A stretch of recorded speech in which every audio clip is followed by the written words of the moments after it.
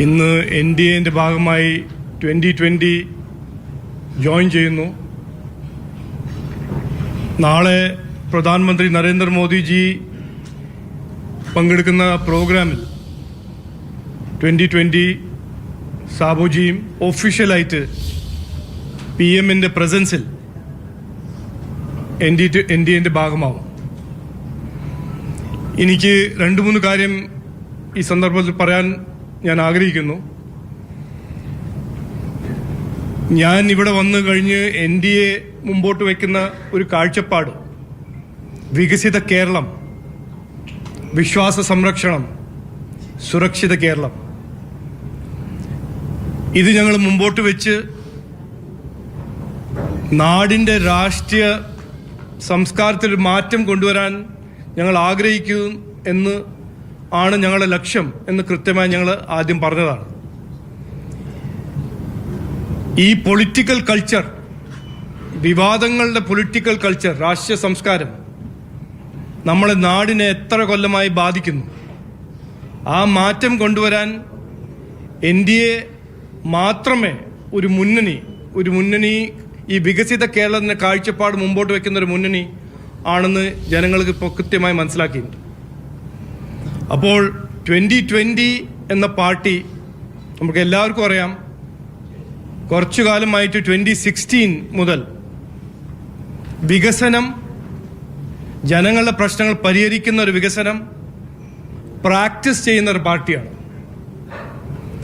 അതിൻ്റെ അപ്പുറം സാബുജി ഈ നാട്ടിൽ ഒരു വളരെ ജോബ് ക്രിയേറ്റർ ആയ ഒരു ഓൺട്രപ്രണറുമാണ്. അദ്ദേഹത്തിൻ്റെ ട്രാക്ക് റെക്കോർഡും അദ്ദേഹത്തിൻ്റെ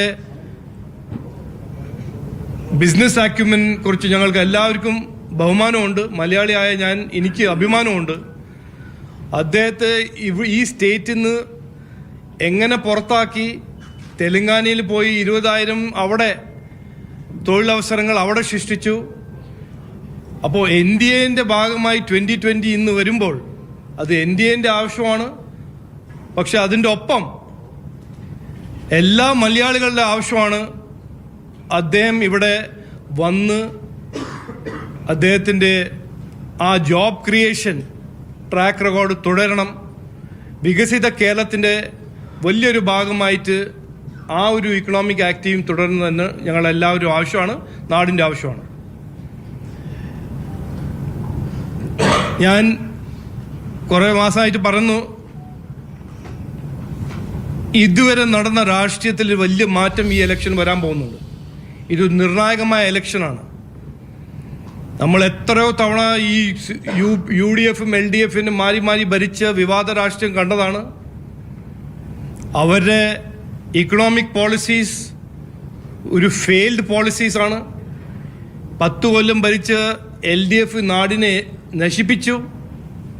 അതിനു മുമ്പ് 2016 ജനങ്ങൾ UDFനെ പുറത്താക്കിയത് എന്തുകൊണ്ടാണ് അത് ആരും മറന്നിട്ടില്ല. അവരുടെ അഴിമതി, അവരുടെ അനാസ്ഥ, അവരുടെ കഴിവില്ലായ്മ, അത് ജനങ്ങൾ മനസ്സിലാക്കി 2016 അവരെ പ്രീണനം ജനങ്ങൾ മനസ്സിലാക്കി പുറത്താക്കി. ഇന്ന് 10 കൊല്ലം കഴിഞ്ഞിട്ട് LDFും അതന്നെ ചെയ്തത്. അപ്പോൾ ഈ വരാൻ പോകുന്ന ഇലക്ഷൻ NDAക്ക് നിർണായകമായ ഒരു പിന്തുണ ജനങ്ങൾ തരും. NDA മുമ്പോട്ട് വയ്ക്കുന്ന ഒരു വികസിത കേരളം എന്ന കാഴ്ചപ്പാട് ജനങ്ങൾ പിന്തുണ തരും എന്നാണ് ഞങ്ങളെല്ലാവരും വിശ്വാസം. അതിനുവേണ്ടി ഒറ്റക്കെട്ടായിട്ട് ഒരുമിച്ച് ഞങ്ങൾ പ്രവർത്തിക്കും എന്ന് ഞാൻ പറയാൻ ആഗ്രഹിക്കുന്നു.